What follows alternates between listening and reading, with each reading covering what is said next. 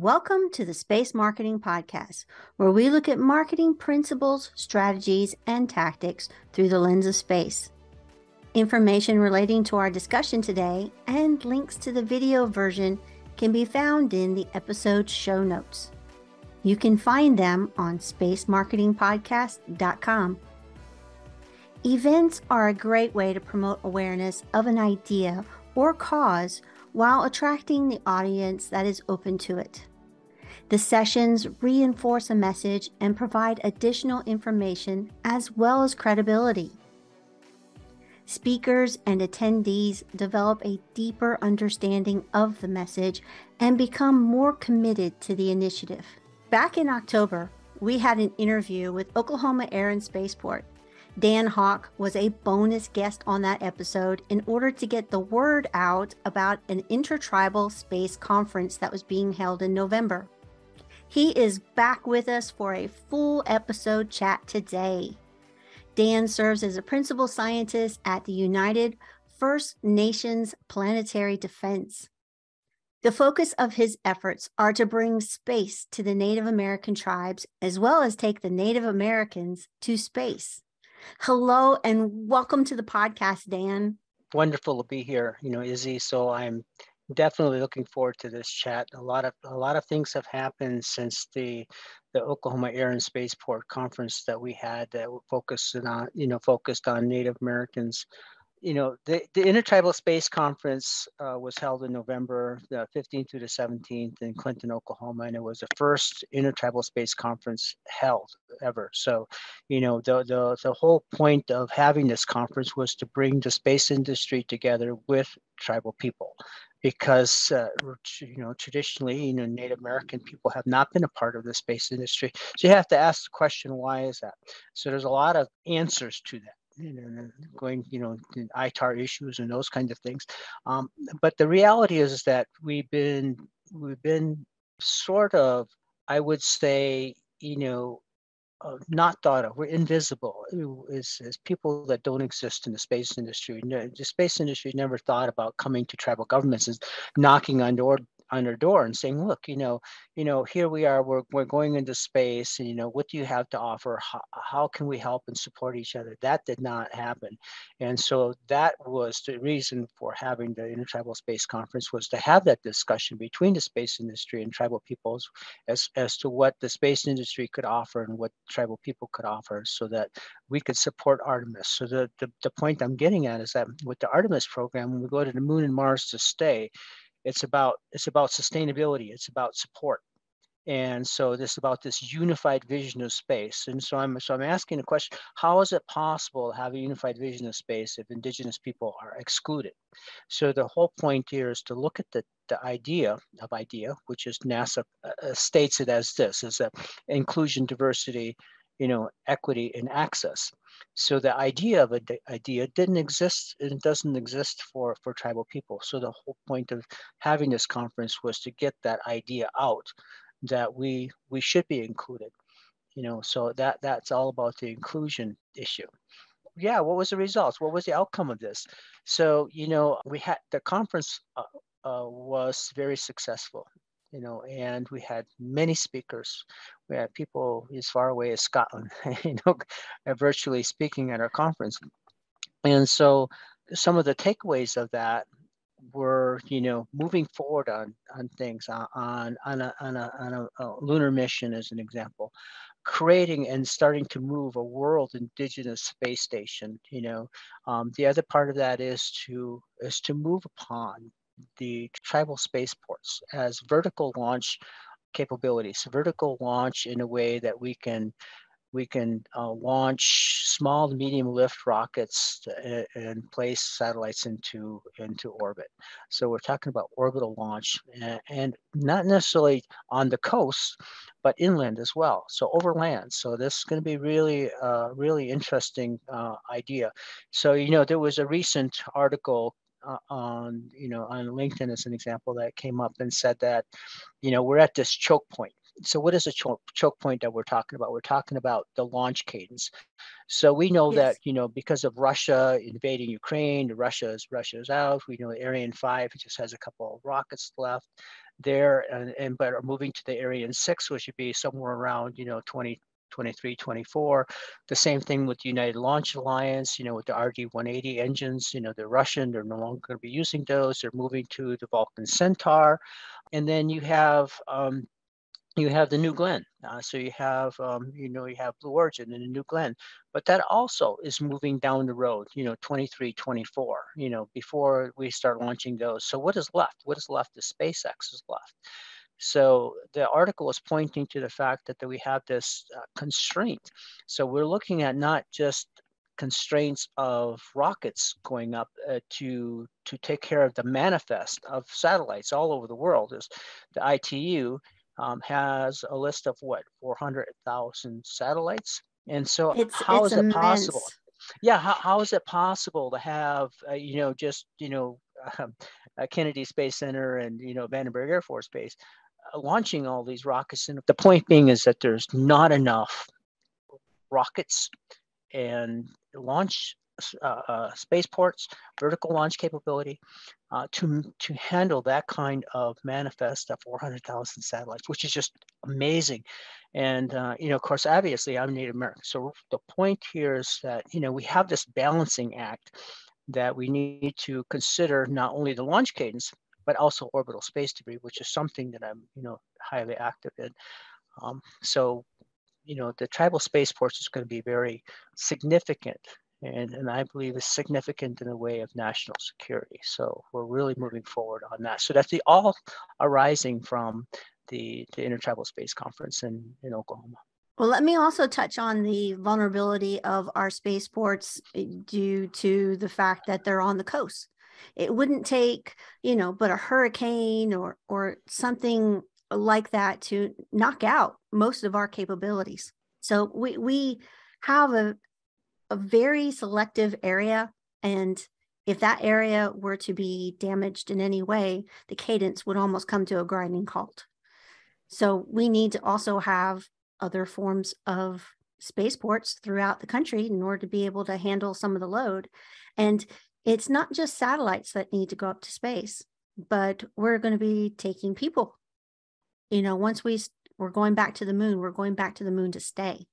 And we have the Gateway, we have the space stations that are going to be going up there, we have the moon base, and then eventually Mars.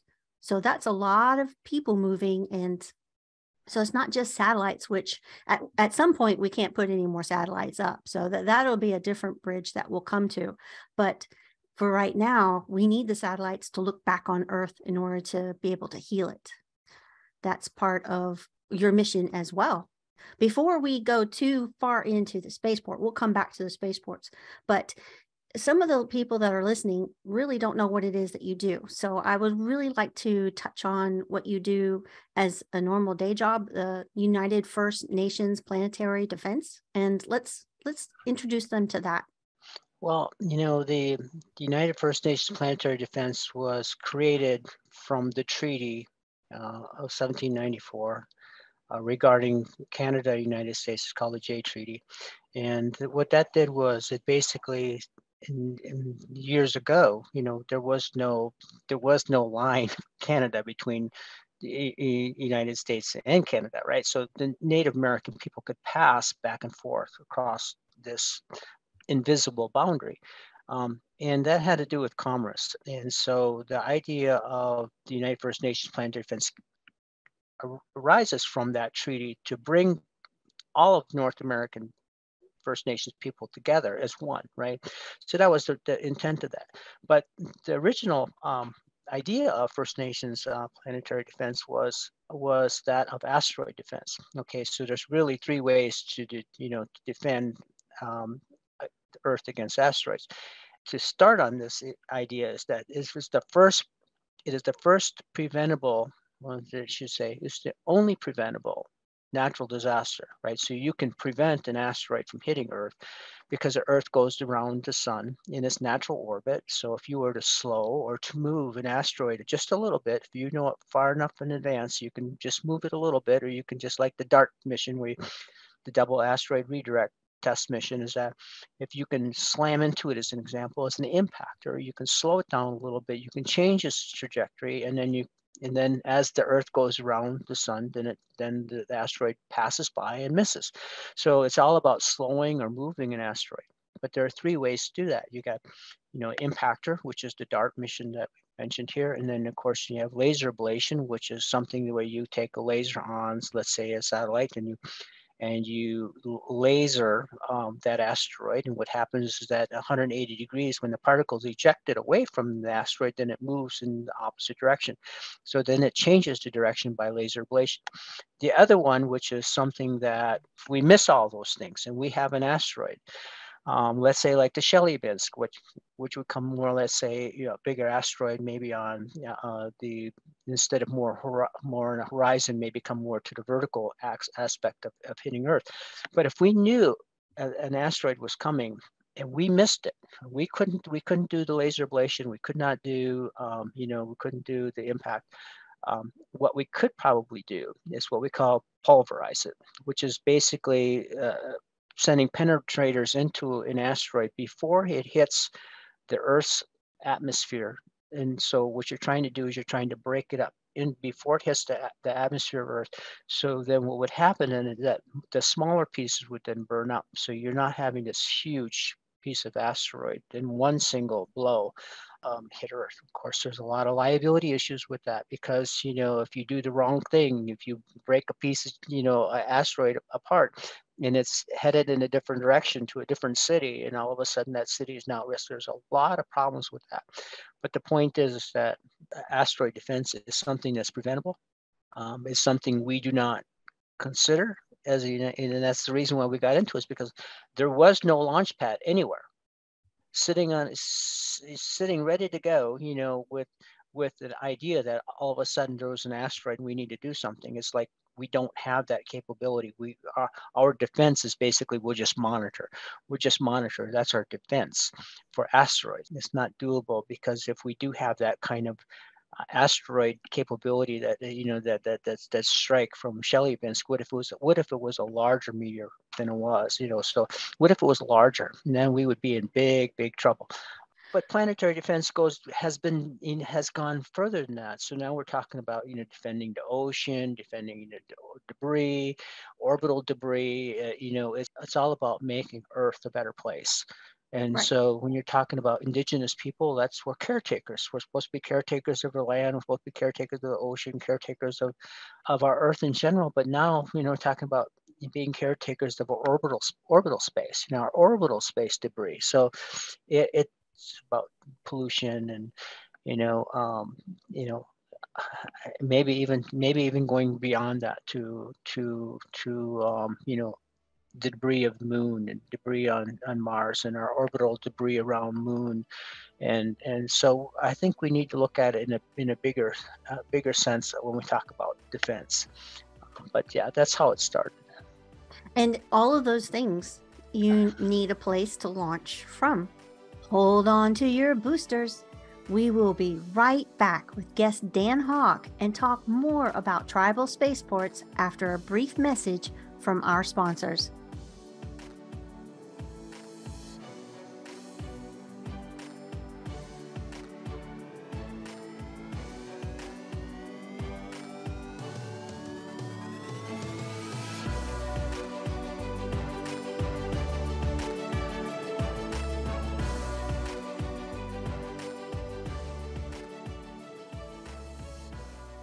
So now we can circle back to the spaceport, and we can see where the Intertribal needs a spaceport in order to be able to do this mission or these missions.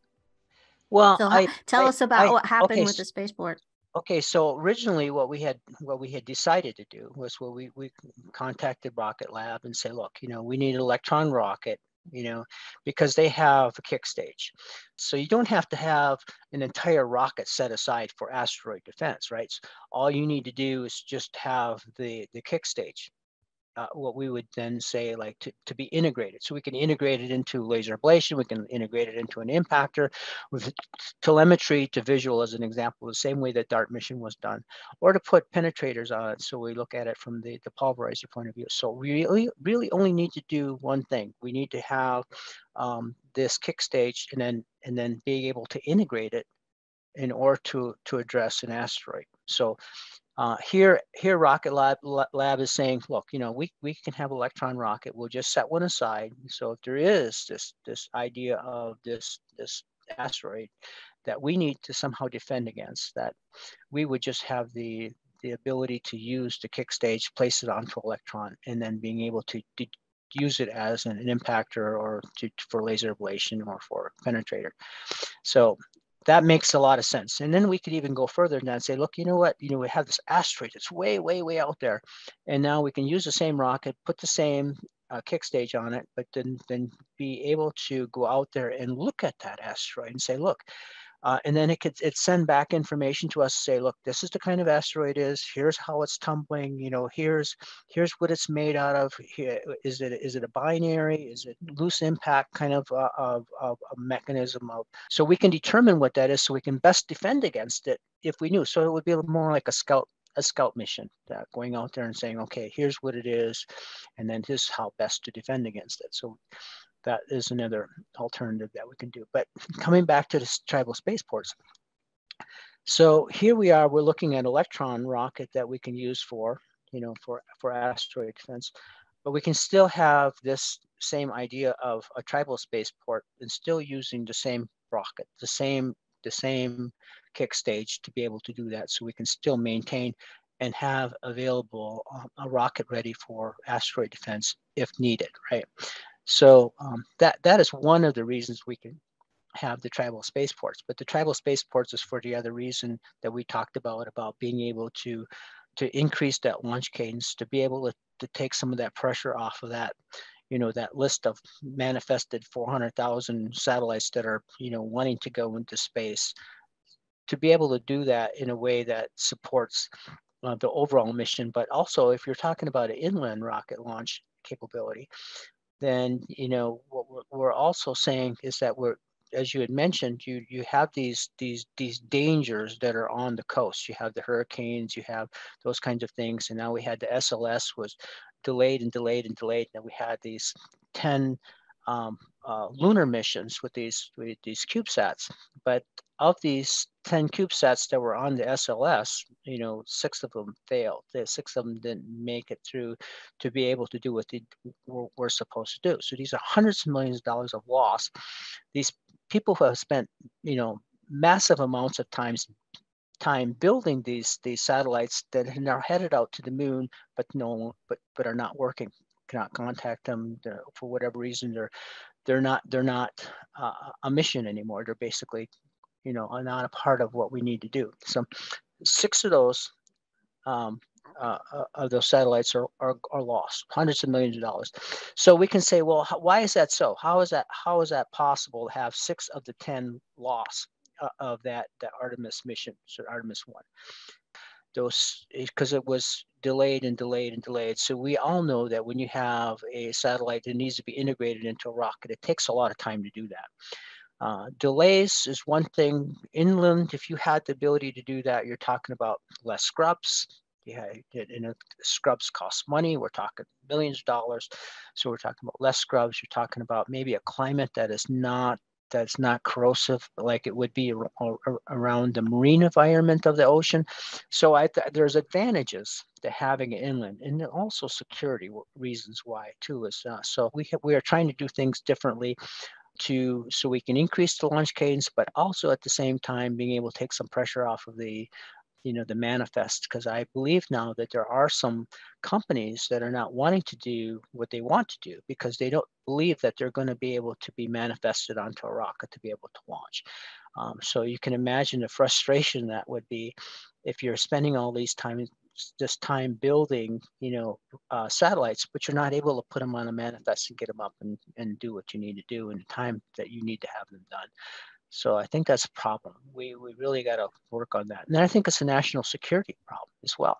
So when we talk about what we do as tribal people, when we have our satellites up, we're going to be, partnering with Homeland Security to be able to monitor our borders, to be able to, to monitor things like human trafficking, and, of course, obviously monitoring our resources and our habitats and our climate change and all those things that were necessary and needed, that are support of, the indigenous population along with the United States of America. That's what the whole idea is, that we work together. And so if we're talking about border security and national security, it makes sense to use tribal people to be able to do that. We should not be excluded from that. We should be included, and we should be a partner with that. We have a lot of good things that we can do.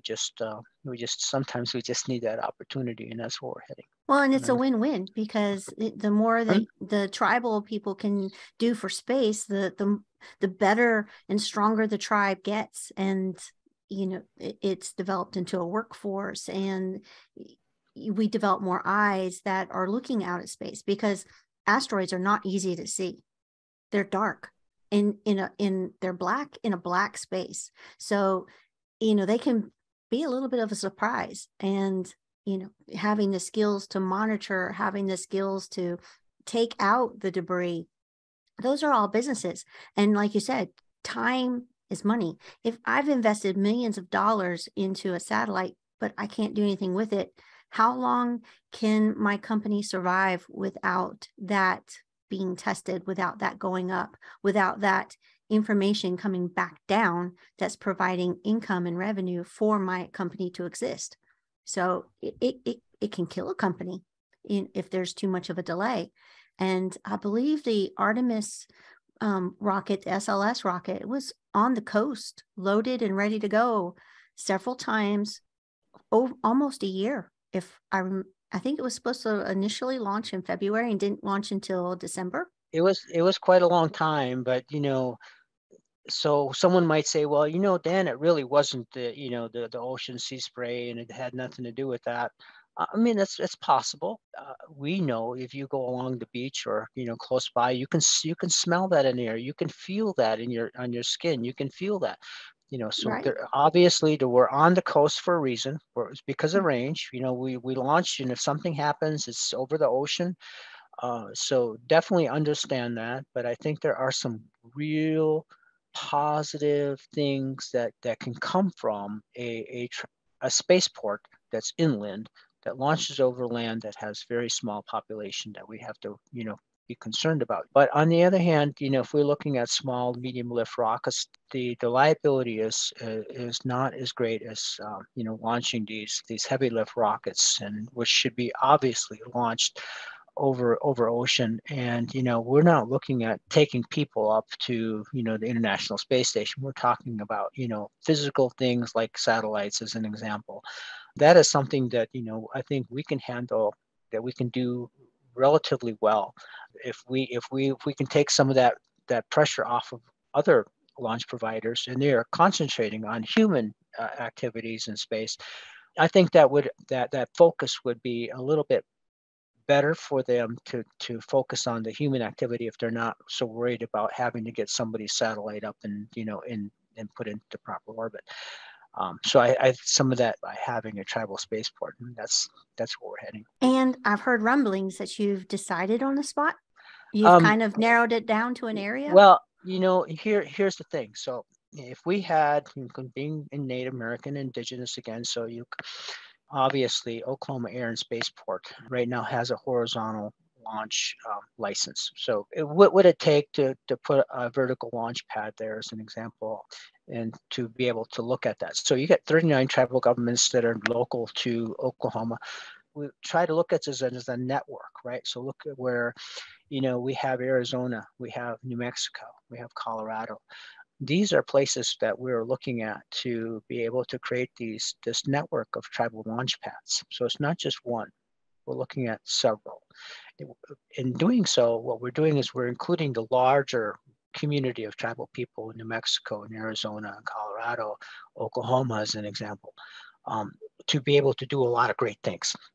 Things like, command and control centers, being able to have that center that we talked about, but maybe to do one thing. Maybe it's to monitor active debris removal very closely. Maybe it is to to monitor OSAM capability really closely. We're talking about very sophisticated command and control centers. There's the larger portion of this. We can say, what is a tribal spaceport? We can also say, look, yes, we have the launch pad, but also now we have maybe space facility, where we're working on satellites. We might have a computer lab, a robotics lab, a Mars yard, an astronaut training facility, education components, maybe things like dormitories for students and for workforce. So we're looking at not just the launch, but the overall space economy that supports that launch. And so here's the opportunity between tribal people and the space industry to work together to create these mecha sites of launch capability. That's what we're trying to do. We're looking at the bigger picture, being able to do that. So it's not just one thing, but a conglomerate of things that make everything much bigger and So better. like each area would have their own speciality. Yeah, exactly. That could be it. It could be that, but also, we want the states to say, "Hey, we're a space industry state. We want to support space industry. We want to be able to do that." So when we look at it, in my point of view, is to support also the tribal governments, the tribal people, to raise the socioeconomic status of Indian reservations for higher paying jobs for those kinds of things that we do in the space industry is something that we Absolutely. should be supporting for tribal governments, so that and what happens then is that you're supporting the taxpayer base, because what you're doing is when you raise the socioeconomic status of a reservation up, you're actually supporting all of the United States, and which is best for everybody. High tides raise all boats. There you go. Yeah, and our canoes too. So right, so that's the whole point of that's what was the whole point before the Oklahoma Air and Spaceport conference that we had there, is that our canoes were being missed. So we had this space industry rising tide, and all the boats were raising except for ours. Why are we not rising with this rest of this tide when Artemis program is there, but we are missed? That's a problem. The whole point that we're trying to get at is if we work together, this rising tide then would raise all ships equally, and that is the idea of the NASA idea, which is inclusion, diversity, equity, and access. And the conference was the first step to making that a reality. So Yes.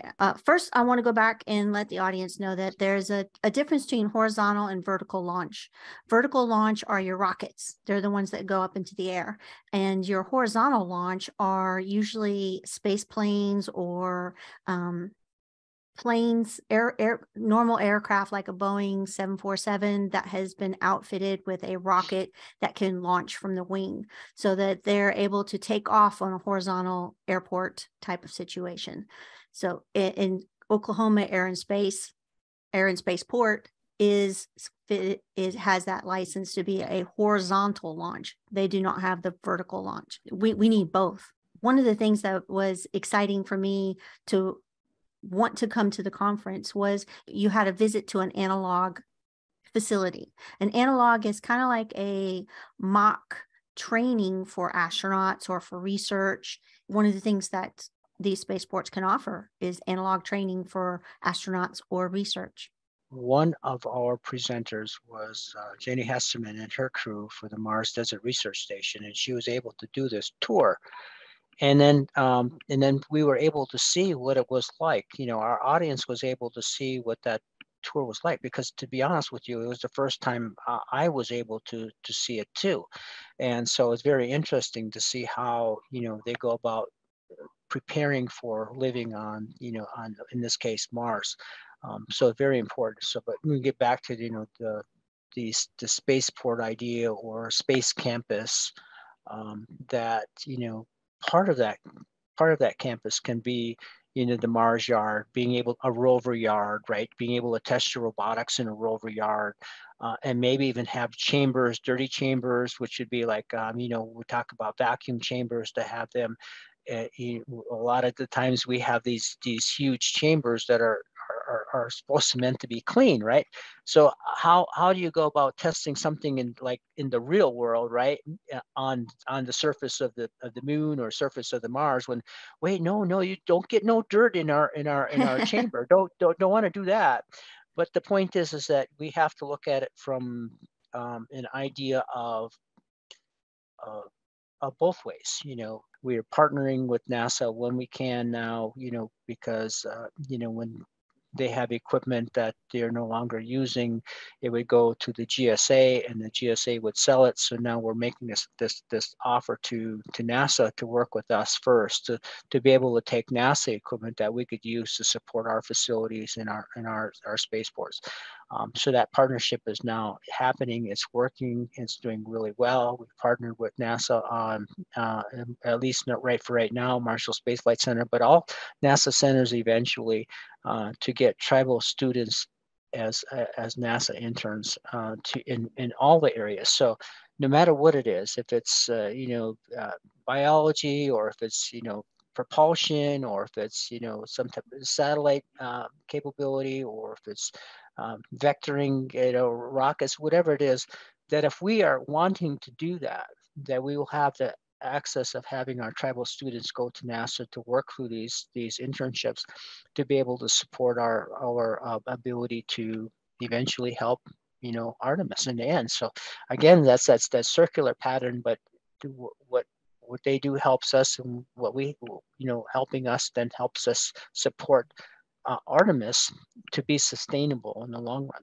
Because if we want to go to the moon and Mars to stay, if we have Native American support, it makes it easier to be sustainable than to try to have that fight. And I mean that fight in a way that, we've seen this happen before with the 30-meter telescope in Mauna Kea, where, the astronomy community was not inclusive of Indigenous people. And then we have these big fights and arguments and, lawsuits and things like that cost millions and millions of dollars. The idea is we don't want to do that. We want to be able to work together. So that should have happened to begin with. But we learn these lessons to say that, what, the Indigenous community matters.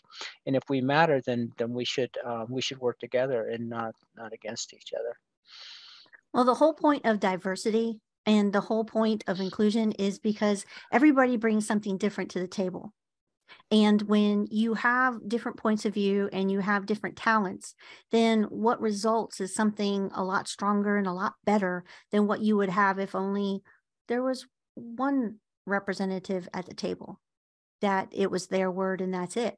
So, the Indigenous people have a lot to offer. And you have different areas with different environments that you've had to make work for whatever reason. And there's a lot of knowledge there. There's a lot. So there's a lot to bring to the table. And that's why diversity is so important. Right. I think that diversity is important, especially when we talk about, going to the moon and Mars to stay, that, we have a different perspective on things. Mhm. We call it in indigenous traditional ecological knowledge, or traditional ecological knowledge, is something the White House has just now recently, recognized that, many of our tribal people are left out of the science community. What we call Western science is not know, so the Western science is different than that of indigenous knowledge, right? So, what I'm trying to do now is I'm looking at, let's say a native, a scholar that wants to do things like, habitat change, or something like that. So let's say we have, our tribal satellites are monitoring a caribou migration, as an example, or, ring seals and polar bears and Hudson Bay, because there's a problem with that now. But so let's say we go back to the caribou migration, and we have a tribal elder that says, uh, they're not moving right. There's something not right with them this year. They're going in a different pattern. They're going in a different way. Something is not right. And so now what we can do is we can have our tribal elder, and maybe our tribal satellites, and our tribal people who work with that data, and say, look, to work with the tribal elder and saying, this is what we think is happening because you observed this. And we can Right. see this now. We can mesh this together about Western science, our technologies of our satellites, along with indigenous knowledge and how they view things from Earth and how they view things because they grew up with this knowledge over, millennia. So that's kind of how I see things from my point of view, is how we can integrate um, tribal knowledge along with what we do from space. And so that's kind of my idea of what we have to do and where we're heading with that. You grow up in whatever world you grow up in, you learn how to see through the eyes of that world. And there may be things that you see differently that you're able to pick up on that somebody next to you that did not grow up watching caribou, they don't see it. I used to find wild strawberries in certain places. I don't find them there anymore. The same thing with our wild plums. I don't find them anymore. And our elderberries are not in the right place, and they're not missed, and they're missing. And so I see things when I was younger. It's like today, it's like, why are they not here? What happened to our wild plums? And so I'm asking myself these questions because I don't know the answers to these things. Is it because of our climate is changing? Is that the reason why I can't find wild plums where I used to find wild plums? Yeah, and it's the same thing with, especially our northern our relatives, in Alaska and Inuit, and um, we see that their climate is changing rapidly. So when we look at our tribal satellites, we have to look at them in two different planes. We look at them in an orbital plane, and then we look at them in a polar plane, because we need the polar satellites as well. We need to be able to see both, our Arctic and Antarctic capabilities, and to support, our people obviously in the Arctic. But the permafrost loss is one thing. We're working on a permafrost loss prediction payload with Johns Hopkins University and Montreal Polytechnical Institution now. So we are looking at those kinds of things. And then getting back to ocean plastics, one of the things we want to do is to map ocean plastics. Very important that we feel, obviously one of the very reasons why I wanted to get into doing what we're doing is because I seen a video of a whale that had ingested 40 kilograms of plastic and could not digest its real food, and it had actually starved to death. And so I'm thinking, like, oh my gosh, what is it that I can do? Obviously I can do things around the house with plastic and not doing those kinds of stuff, and being paying attention to that. But from a point of view of space, is there possible? And what we're trying to do is we're looking at how we can map ocean plastics, and not just the plastics in the ocean itself, but also the plastics that come from the rivers, that are plastics that are flowing in from the rivers into the ocean. And so we find now that we have plastics entering the Arctic Ocean, and it's a very significant problem. And so, we have a lot of things that we can do from space, and mapping ocean plastics is one of them. And of course, the other part of that is that, to be able to find, where these points are where we're having massive amounts of plastic, or how we might be able to mitigate that before it gets into the ocean. And all these kinds of questions can maybe be answered. But then, of course, obviously answering the questions then gets back to people on the ground being able to do something with the plastic. And So I want in to part, touch on permafrost real quick because a just lot of people don't realize how bad that is. When the permafrost it melts, it releases carbon. So not only do you have it captures carbon when it's working correctly, but when it starts to melt, it lets it go. And so that doubles our carbon in the area, and it contributes to greenhouse gas, and increases our temperature. And once we get to a certain temperature, there's no fixing the environment. It's like a tipping scale. So we have to keep our temperatures within a certain area so that we can sustain life. Because once we go beyond that, it's really hard to get that back. And permafrost is a very big key to that. So permafrost is extremely important. You're right. So permafrost is one. Of course, obviously we see pictures of, the melting of the glaciers as an example. And then actually that was a part of the problem with Pakistan's perfect storm that we just had here recently. We displaced 33 million people, right? So Europe on the western side of the Pakistan range, what you have is a lot of forest fires. So because of the drought, because of the fact that they are in that drought condition, forest fires then cause particulates, then induce carbon-induced rains on over the Pakistan range. And so between the induced carbon rains in Pakistan and what we call glacial slip, which is the undercut of the glaciers and the glacier melt and the temperature conversion. So in other words, warmer. So you get when you create this warm environment, slip, glacier melt, and carbon-induced rains from forest fires west of the Pakistan range, what you have is the conditions that created the Pakistan perfect storm, and displaced 33 million people and killed, but I think it's about 700 people or so. And most of those were children. So we have to realize and understand that what we do in America, we can't be in a silo. We can't be thinking what we do is just impacts us, but what we do impacts Europe, which impacts South Asia, which has a billion people. So we have to think differently about how we do things.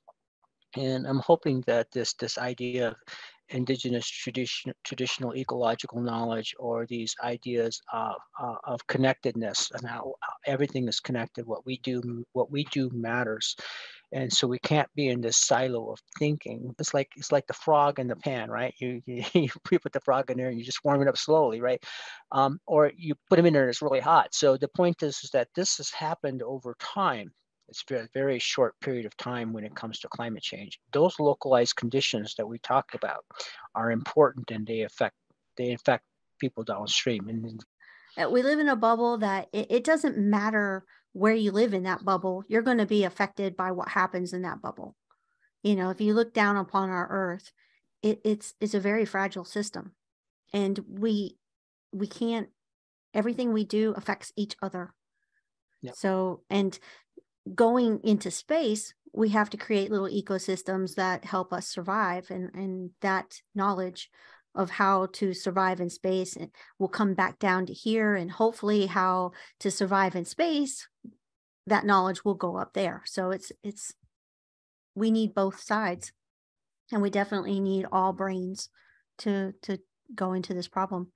So with the conference, do you plan on having a conference next year, the second Yes, we annual? do. Yes, we do. And we're going to have an interim conference as well. Okay. So, here's the, in addition to that, so the National Space Society for the first time is going to have an indigenous track, and that would be at the International Space Development Conference in Dallas in May. So here's Okay. an opportunity. So we're finally, indigenous people are finally getting this distraction in space.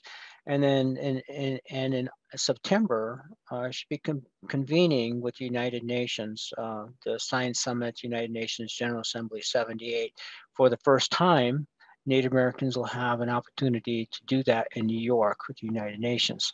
So we are picking up the traction that we need to be able to move forward. And so great things are happening. And so not just with the Intertribal Space Conference, maybe an interim conference or another conference next year, but also with the National Space Society and the United Nations. So in reality, what's going to happen, Izzy, is that, it won't be long. And Native Americans or indigenous people, world indigenous people, will have a seat, at least, at the United Nations Committee on the Peaceful Use of Outer Space as permanent observers, because they're indigenous people, and partly because United Nations has already come out and stated that that uh, it is everyone has the equal right to space, an equal access right to space. That's number one. Number two, they said that space is a human right, right? So that's really important. And then the other part of that is that they go out and go a little further and say Space is a right of self-determination for Indigenous people. So now you have equal access, you have it as a human right, and it is also a right of self-determination to go into space. But I am also saying we're at this crossroads of having all this orbital space debris at a time that when Indigenous people want to go into space. So think about that framework. Oh, let's go into space. Oh, by the way, be careful because now you have orbital space debris that you have to watch out for. And So let's that clean it is up. Yeah. yeah, well, that's the problem. But then yes, but also getting back to that is an opportunity for us, right? For Indigenous people to say, look, we're caretakers. Let us go up there and let us help with active debris removal. Let us help with space situational awareness. Let us help with on-service assembly and manufacturing. Let us do those things that we are wanting to do because now we want to remove this debris at the same time that we want to have our tribal spaceport and launch, right? So we have this balancing act that we must look at, and we have to look at this in a way that we know that everything is connected because we just talked about that. So when we launch, we need to look at the debris. We have to be able to do those things. Now, active debris removal is not an easy thing. It's very difficult to do. We know all about tumbling and, tethering and, stopping that and, being able to, how do we do this? You put it into a disposal orbit and it burns up over the ocean. What is that? Oh my goodness, you're burning this stuff up. It's affecting the atmosphere. It's affecting the Yes. ocean, and whatever the remnants are is going into the bottom of the ocean at Point Nemo. So we need to look at all of this. Maybe practices or changes maybe in how we build satellites. What kind of materials we use. Make it more eco-friendly. We're talking about. So we have a lot of things that we can do. And of course, our business model, right, should be this.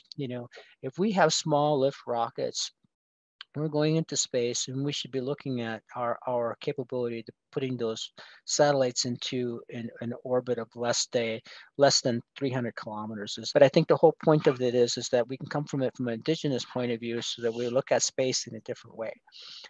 So yeah, we have to do all of these things. A lot to talk about. Well, and reusing it. I mean, it took a lot of effort to get it up there.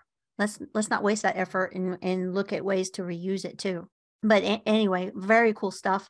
So what final words do you want to leave the audience with? This is the time to say how to connect with you, how to work with you, where to find you, and where to keep information, that kind of thing. Okay, so our website is United First Nations Planetary Defense. So you can be via United ufnpd.wordpress.com. Also, you can connect with me at my email address, be itspaceagency@gmail.com. That's the best thing to do if you're wanting to get in contact with me to do that. And you can find me on LinkedIn as well. I'm often there. So Yes. It's going to take a village to fix some of our problems. And I think that tribal people need to be inside that village to be able to support that. So especially with Absolutely. Artemis. Absolutely. Yeah. So as the audience goes about their day, what final thoughts do you want them to carry with them? Be ready to watch us launch. Yeah. There you Soon. go. And we'll definitely have our eyes on it. Yes. So thank you so much for coming back and telling us all about what happened during the conference. And I'm glad it was successful and that the initiative is growing. And yes, I look forward to seeing it. Please subscribe before you head on over to my YouTube channel for bonus footage. Links to the YouTube and other social media channels can be found on spacemarketingpodcast.com. A special thanks to Dan Hawk from the Intertribal Space Conference for joining us today and sharing their journey into space. Be sure to check out their links listed in today's show notes. I hope that you have found this podcast useful for your journey as you reach for the stars.